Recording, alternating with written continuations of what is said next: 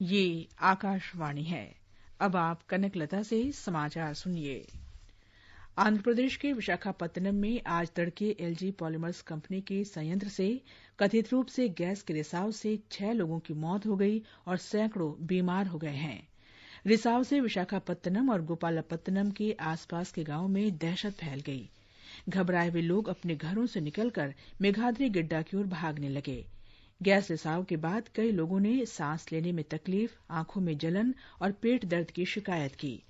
जिला कलेक्टर विनय चंद के अनुसार गैस रिसाव से प्रभावित लोगों को विशाखापत्तनम के किंग जॉर्ज अस्पताल में भर्ती कराया गया है। एहतियात के तौर पर अस्पताल में करीब 300 बेड तैयार रखे गए हैं। संयंत्र के आसपास के सभी गांव के लोगों को सुरक्षित स्थानों पर भेज दिया गया है। उन्हें अपने चेहरे पर गीला कपड़ा रखने को कहा गया है ताकि खतरनाक गैस फेफड़ों में न जाने पाए। इस बीच पुलिस और राजस्व विभाग के अधिकारियों ने राहत और बचाव कार्य शुरू कर दिए हैं। दुर्घटना के कारणों का तत्काल कोई पता नहीं चल पाया है। स्थानीय सांसद एमवीवी सत्यनारायण और राज्य के पर्यटन मंत्री एम श्रीनिवास राव ने घटनास्थल का दौरा किया। अधिकारियों के अनुसार ये दुर्घटना गोपालपत्तनम में एलजी पॉलीमर्स की इकाई को फिर से चालू करने के दौरान स्टायरिन गैस चैम्बर से हुए रिसाव की वजह से हुई। अधिकारियों ने बताया कि शुरू में संयंत्र के सुरक्षा कर्मचारियों ने रिसाव पर काबू करने के लिए पानी का छिड़काव किया, लेकिन यह रिसाव इतना ज्यादा था कि वे इस पर नियंत्रण नहीं कर सके। मुख्यमंत्री जगन मोहन रेड्डी राहत और बचाव कार्य की व्यक्तिगत रूप से निगरानी करने के लिए विशाखापत्तनम पहुंच रहे हैं। राज्यपाल विश्वभूषण हरिचंदन ने दुर्घटना पर दुख व्यक्त किया है। राष्ट्रपति रामनाथ कोविंद ने गैस रिसाव पर दुख व्यक्त किया है। उन्होंने पीड़ितों के परिवारों के प्रति संवेदना व्यक्त की और घायलों के जल्द स्वस्थ होने की कामना की। उन्होंने विश्वास व्यक्त किया कि प्रशासन जल्द से जल्द स्थिति को नियंत्रण में लाने के लिए हर संभव प्रयास करेगा। इससे पहले प्रधानमंत्री नरेंद्र मोदी ने आंध्र प्रदेश में विशाखापत्तनम में रासायनिक संयंत्र में गैस रिसाव की घटना के बाद स्थिति का जायजा लिया। उन्होंने घटना के बारे में आंध्र प्रदेश के मुख्यमंत्री वाईएस जगनमोहन रेड्डी से बात की और उन्हें हर संभव सहायता का आश्वासन दिया। इस बीच प्रधानमंत्री ने राष्ट्रीय आपदा प्रबंधन प्राधिकरण के अधिकारियों के साथ बैठक की। बैठक में रक्षा मंत्री राजनाथ सिंह और गृह मंत्री अमित शाह भी मौजूद थे।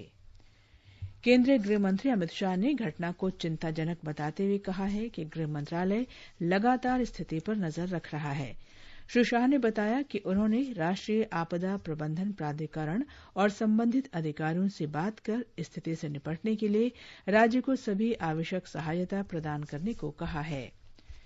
तेलंगाना के मुख्यमंत्री के चंद्रशेखर राव ने गैस रिसाव पर गहरा दुख व्यक्त किया है। उन्होंने इसे दुर्भाग्यपूर्ण बताया। श्री राव ने मृतकों के परिवारों के प्रति संवेदना व्यक्त की और पीड़ितों के शीघ्र स्वस्थ होने की कामना की। राष्ट्रीय आपदा मोचन बल एनडीआरएफ के महानिदेशक सत्यनारायण प्रधान ने बताया कि आंध्र प्रदेश के विशाखापत्तनम जिले के गोपालपत्तनम में निजी संयंत्र में गैस रिसाव को रोक दिया गया है। उन्होंने कहा कि एनडीआरएफ प्रभावित इलाके से लोगों को बचाने में कामयाब रहा है। लगभग 90% लोगों को इवैक्यूएट किया जा चुका है। Local administration, fire services, police के साथ सहयोग करके एनडीआरएफ ने की कार्रवाई कर ली है और अभी जो सारा दारोमदार है वो अस्पताल पर है, क्योंकि अस्पताल में लोग गए हैं और अस्पताल में ट्रीटमेंट हो रहा है। बहुत सारे लोगों को तो ओपीडी से ही वापस कर लिया जाएगा, क्योंकि बेसिक ट्रीटमेंट है। कुछ लोग जरूर गंभीर हैं और इन पर ज्यादा फोकस किया जा रहा है ताकि कम से कम कैजुअलिटी हो। अभी तक आंध्र प्रदेश जो डिजास्टर मैनेजमेंट एजेंसी है उसने 6 मौतों की पुष्टि की है और कोशिश ये है कि प्रोएक्टिवली जो है मैक्सिमम लोगों को खतरे से बाहर निकाला जा सके। ये समाचार आकाशवाणी से प्रसारित किए जा रहे हैं। प्रधानमंत्री नरेंद्र मोदी ने कहा है कि भारत विश्व के अन्य देशों की सहायता के लिए लगातार प्रयासरत है और वह ऐसा करना जारी रखेगा।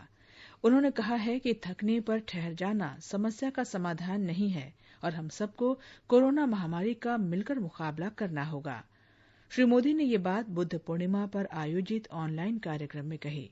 ये कार्यक्रम कोरोना योद्धाओं के सम्मान में आयोजित किया गया था। प्रधानमंत्री ने कहा कि भारत बिना किसी भेदभाव के देश विदेश के हर जरूरतमंद व्यक्ति की सहायता के लिए दृढ़ता से खड़ा है। भारत निस्वार्थ भाव से बिना किसी भेद के अपने यहां भी और पूरे विश्व में कहीं भी संकट में घिरे व्यक्ति के साथ पूरी मजबूती से खड़ा है। लाभ हानि समर्थ असमर्थ से अलग हमारे लिए संकट की ये घड़ी सहायता करने की है। जितना संभव हो मदद का हाथ आगे बढ़ाने की है। श्री मोदी ने कहा कि बुद्ध भारत में सिद्धि और आत्म सिद्धि दोनों के प्रतीक हैं। श्री मोदी ने कहा कि बुद्ध सेवा और समर्पण के पर्याय हैं और इस मुश्किल घड़ी में कई लोग दूसरों की मदद करने, कानून व्यवस्था बनाए रखने, संक्रमित लोगों का इलाज करने और साफ सफाई बनाए रखने के लिए 24 घंटे चुनौतियों का सामना कर रहे हैं। उन्होंने कहा कि ये सभी कोरोना योद्धा प्रशंसा और सम्मान के पात्र हैं। देश में पिछले 24 घंटों के दौरान कोविड-19 के 3,561 नए मामले आने के बाद संक्रमित लोगों की संख्या 52,952 हो गई है। स्वास्थ्य तथा परिवार कल्याण मंत्रालय ने बताया है कि अब तक 15,267 लोग ठीक हो चुके हैं और स्वस्थ होने वालों की दर 28.83% तक पहुंच गई है। 24 घंटों में इस वायरस से 89 लोगों की मौत हुई है। इसके साथ ही मृतकों की संख्या बढ़कर 1,783 हो गई है। दिल्ली में पिछले 24 घंटों के दौरान कोविड के 428 नए मामले आने के बाद कुल संक्रमित लोगों की संख्या 5,532 हो गई है। 1,542 लोगों को उपचार के बाद अस्पताल से छुट्टी दे दी गई है। इस वायरस से 65 लोगों की मौत हुई है। भारतीय आयुर्विज्ञान अनुसंधान परिषद आईसीएमआर ने कहा है कि देश भर में विभिन्न सरकारी और निजी प्रयोगशालाओं ने अब तक कोविड-19 के कुल 13,57,413 मामलों का परीक्षण किया है। कल 80,632 परीक्षण किए गए। इस बीच आईसीएमआर कोविड-19 के लिए परीक्षण सुविधाओं में लगातार बढ़ोतरी कर रहा है। कोरोना वायरस पूर्णबंदी के कारण विदेशों में फंसे करीब 14,800 भारतीयों को स्वदेश लाने के एक सबसे बड़े मिशन वंदे भारत के अंतर्गत सरकार आज से 13 मई तक 64 उड़ानें संचालित करेगी। विदेश मंत्री एस जयशंकर ने मंगलवार को कहा था कि इस अभियान की तैयारियां शुरू हो चुकी हैं। उन्होंने फंसे लोगों से संबंधित देशों के भारतीय दूतावास के साथ संपर्क में रहने की अपील की थी। संयुक्त अरब अमारात से आज 350 से ज्यादा भारतीयों को विमान से स्वदेश लाया जा रहा है। इसमें बुजुर्गों, तुरंत इलाज की जरूरत वाले लोगों, गर्भवती महिलाओं और मुश्किलों का सामना कर रहे लोगों को प्राथमिकता दी गई है। लौटने वालों में ऐसे कम से कम 3 भारतीय शामिल होंगे जो यात्रा के क्रम में दुबई हवाई अड्डे पर फंस गए थे। समुद्र सेतु कार्यक्रम के तहत भारतीय नागरिकों को स्वदेश लाने के लिए नौसेना का पोत जलाश्व मालदीव की राजधानी माले पहुंच गया है। ये जहाज कल लगभग 700 भारतीयों को लेकर कोच्चि के लिए रवाना होगा। माले स्थित भारतीय उच्चायोग प्रवासियों के लिए स्थानीय परिवहन सहित अन्य उपाय कर रहा है। वापसी के लिए तुरंत इलाज की जरूरत वाले, नौकरी खो चुके और फंसे भारतीय पर्यटकों को प्राथमिकता दी जा रही है। हमारे संवाददाता ने बताया है कि भारत में 9 शहरों में फंसे मालदीव के लगभग 200 नागरिकों को अगले सप्ताह राष्ट्रीय चार्टर्ड उड़ान से स्वदेश भेजा जाएगा। मालदीव के विदेश मंत्रालय ने कहा है कि ये उड़ानें नई दिल्ली और तिरुवनंतपुरम से संचालित होंगी। ब्रिटेन ने कोविड-19 के कारण अपने विश्वविद्यालयों में परेशानियों का सामना कर रहे भारतीय विद्यार्थियों से कहा है कि अगर लॉकडाउन के दौरान उन्हें किसी तरह के मार्गदर्शन की आवश्यकता है तो वे विश्वविद्यालयों की सहायता सेवा से संपर्क कर सकते हैं। इधर भारत सरकार ने आज से विदेशों से अपने नागरिकों की वापसी की घोषणा की है। पहले चरण में आज ब्रिटेन से भारतीयों को वापस लाया जा रहा है।